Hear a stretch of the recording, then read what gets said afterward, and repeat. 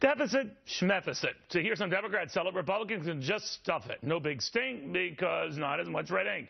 Even some newspaper columnists weighing in, convinced that a deficit of less than $500 billion is proof that we're actually rolling in the bucks. Ohio Republican Senator Bob Portman begs to differ. Senator, boy, all of a sudden we get to only $500 billion and we think we're rolling in the dough. Yeah, Neil, huge problem. As you know, the Congressional Budget Office, which is the nonpartisan group up here that tells us what's going on with the budget, says not so. They say the deficit's getting worse, not better. They say $10 trillion more is going to be added in the next 10 years. Then they say in the 10 years after that, another $30 trillion. And then in the 10 years after that, they suggest another $70 trillion. So, look, it's going the wrong way. All right, so if it's not as much of a focus point or worry, how do Republicans remind people that every time you pile up more deficits, bigger deficits, whether they're of the same type they were a few years ago, they're just being added to our debt? How do you bring that home to people? Well, I think a couple ways. One is you talk about how it does affect our economy, even today. And there's plenty of economic studies out there showing this. But as you have bigger and bigger debts and deficits, you know, you're not leaving enough room for the private economy. It does impact our economy today.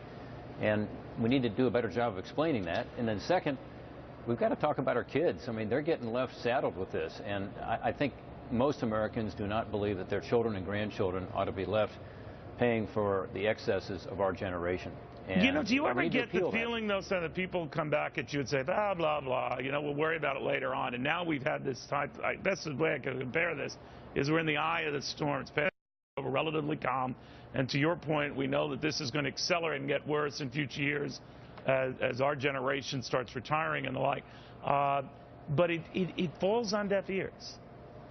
Well, the other way to talk about it, Neil, to be sure people do get it, is to put it in terms of the household budget. I mean, you know, we're talking about just a fundamental disconnect here between the way Americans have been told they got to live their lives and the way the federal government lives its life.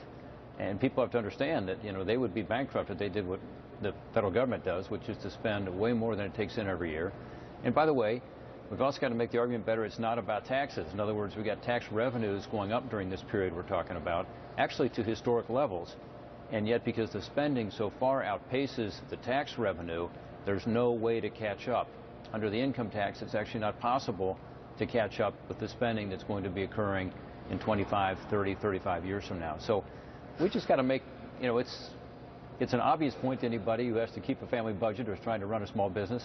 But we've got to make that point to all Americans that, you know, this is a problem that is going to get worse, and it's going to come back, not just to hurt us in our economy today, but it's really immoral to do to future generations. I think it's immoral as well, sir, the mainstream media to say, well, there's only $500 billion deficits, we can all walk away now. That's pretty wrong, too. Well, the Congressional Budget Office tells us within 8 short years, they're going to be back to $1 trillion, and then it dramatically increases beyond that. And that, by the way, assumes no recessions, no wars, you know, none of the kind of problems. It's a rosy scenario. Absolutely. So I think, you know, ultimately this is a moral question, you know, and it's a question as to whether we're going to just sort of turn our heads and, you know, allow this to occur, or whether we're going to actually deal with this issue in a way that's responsible for current and future generations. All right. Senator Portman, thank you, as always. Good having you. Thanks, Neil. Great to be on, buddy. Take care.